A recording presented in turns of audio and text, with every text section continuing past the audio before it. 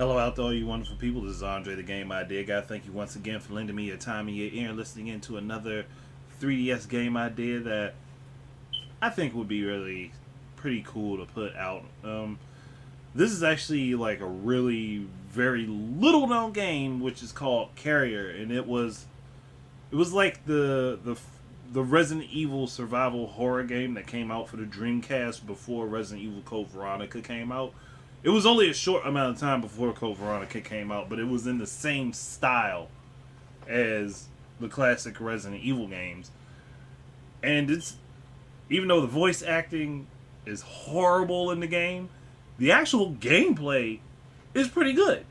And seeing again this is something that plays like Resident Evil, I'm like, well, if we're going to have the older Resident Evil games, we have the multiple different camera angles and entering rooms and transitioning constantly like that,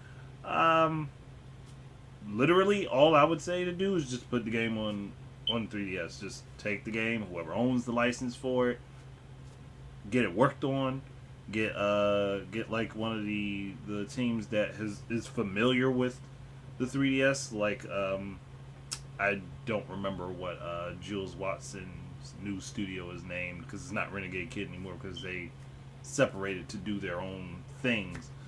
But I'd get Jules Watson to be the one to port it, because he's super familiar with the 3DS.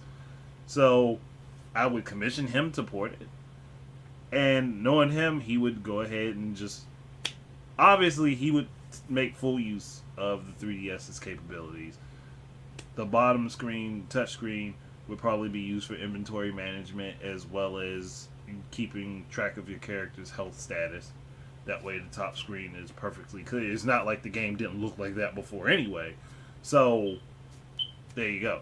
It like just negates the necessity for a pause screen. And also when you find files, you could just swipe to the files, which would allow you to read them as well as being able to control and move your character around if you so choose. I would also make it so that you could utilize that menu when you pause the game. So, like, in case you're in the middle of a boss fight, you can pause the game real quick and then swap items on like extremely fast, and then swap back. I mean, not swap back, but unpause the game and go back to playing it with the items and like the stuff that you swapped and reloaded. That would be really cool, and honestly I think it would be a benefit to this game. Plus this is a game that really a lot of people didn't play, and again, Dreamcast didn't really sell extremely hot toward the end of its life cycle, which was extremely short because Sega gave up on it. At least Sega of America did. Sega of Japan kept that thing rolling until 2007. But I just look at it like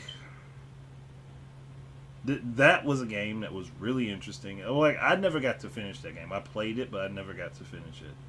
So, and that's the only reason I even really knew about it was because I originally played a demo on one of the Sega Dreamcast demo discs, and I knew someone who had the game, and I played at their house, and I didn't really get to actually finish the game fully.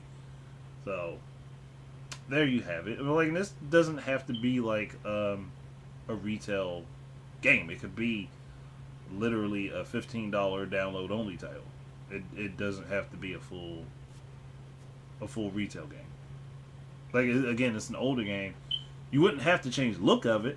The 3DS, as far as hardware goes, is more capable than what the Dreamcast was.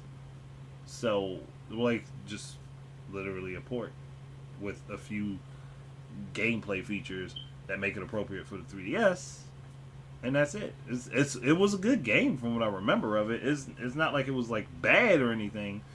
The voice acting was just horrible. But then again, the voice acting in a lot of games back then was horrible. People don't want to remember it that way, but that's how it was. The voice acting was horrible.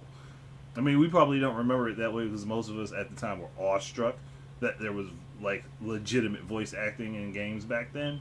But yeah, it got bad. It was really bad. But the game itself was good. The gameplay was good. I mean, but then again, I haven't finished the game. Like, but from what I remember how I played it, it was fun. It was, and it was again classic Resident Evil style game. And it was fun to play. Um, and it was just like this weird, interesting thing. Like that's why I just kind of want to see it get put out again on a newer platform. And it's not like there was a sequel to it that I know of. Like it was just there. That's it.